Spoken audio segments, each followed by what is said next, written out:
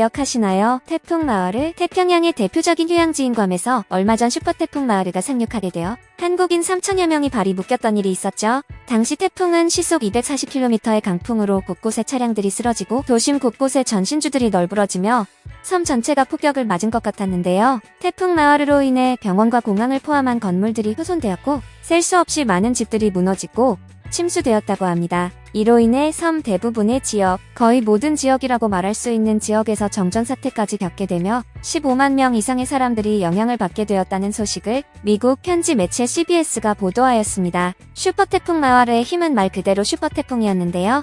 괌 전체 인프라까지 파괴되며 벼랑 끝 어려움을 겪게 되었습니다. 숙박시설의 물과 전기가 끊기고 그로 인해 방이 없어서 노숙을 하는 경우도 생겼죠.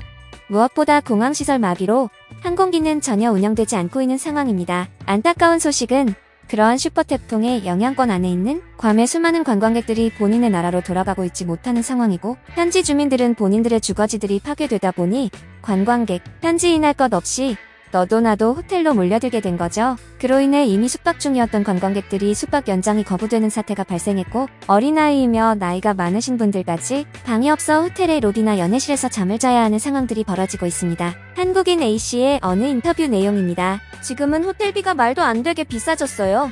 결국 노숙이 낫겠다라며 노숙을 선택하기도 하고 쉐어링할 사람을 구하거나 방을 구하는 일에 전력을 다하는 중입니다.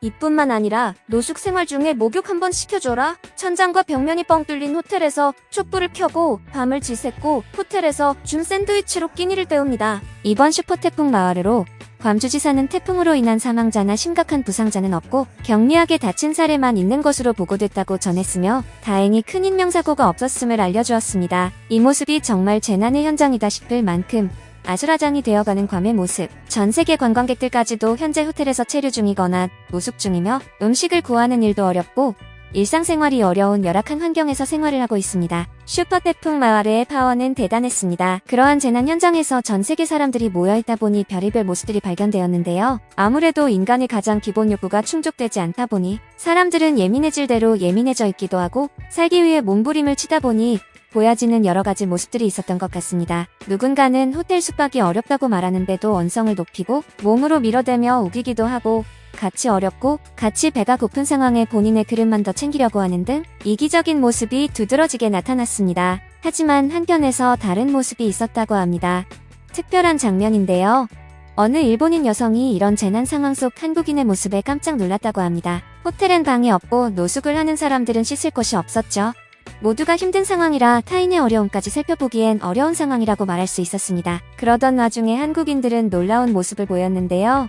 티내려고 하지 않고 한편에서 조용하게 정을 나누는 모습들이었다고 합니다. 비싸진 호텔방 값으로 발을 동동 구르는 사람들에게 같이 호텔방을 예약하자고 하여 힘을 합쳐 어려움을 극복하려고 하고 호텔 로비나 연회장 등에서 노숙을 하는 사람들에게 목욕을 할 수 있도록 화장실을 빌려주기도 합니다. 이런 이타적인 모습은 한자리에 있던 각세계 사람들이 보며 따뜻함을 느꼈는데요. 혼자 여행 중이었던 일본인 여성이 호텔 로비 한편에 앉아 있었고 한국인이 말을 걸어왔다고 합니다.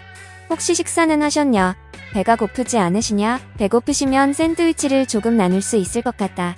라고 말이죠. 혹시 불편하지 않다면 자는 곳이 넉넉하지 못하긴 하나 우리 가족과 같이 호텔방에 머물러도 된다며 일본인 여성에게 손을 뻗어주었다고 합니다. 일본인은 서툰 영어로 본인에게 말을 건네오는 한국인 사람들을 보며 큰 감동을 받았습니다. 한국의 역사를 살펴보면 이러한 위기 상황 속에서 타인을 챙기고 돕는 일의 원동력인 한국인의 정이 발견되는데요. 한국 사람들은 역사적으로 많은 사람들이 굶주리며 살아오기도 했고 그런 상황 안에서 서로 넉넉하든 부족하든 먹을 것을 나누고 아이들을 함께 돌보는 일을 해왔다고 합니다. 결국 그런 역사와 문화가 한국인들 마음엔 정이라는 큰 힘을 심어주어 타국인 괌에서 겪는 재난 상황임에도 불구하고 다른 사람들에게 도움을 나눌 수 있었던 거죠.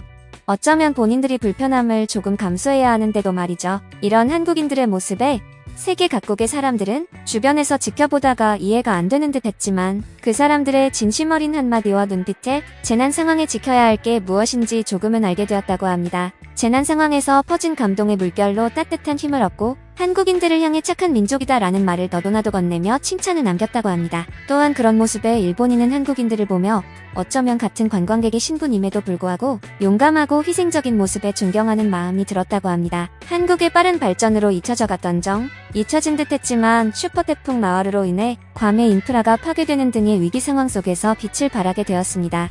머릿속에선 잊혀졌어도 결국 마음과 몸이 기억하고 있었던 거겠죠? 그 정으로 위기와 혼란 속에 따뜻함과 용기를 얻을 수 있었다는 게 참 고마운 일입니다. 다행히도 고립되었던 한국인분들은 안전히 귀국하고 있다고 합니다. 여러분들은 오늘 사연 어떻게 보셨나요? 여러분들의 생각을 댓글로 남겨주세요. 세상을 보는 눈, 구독과 좋아요는 큰 힘이 됩니다. 감사합니다.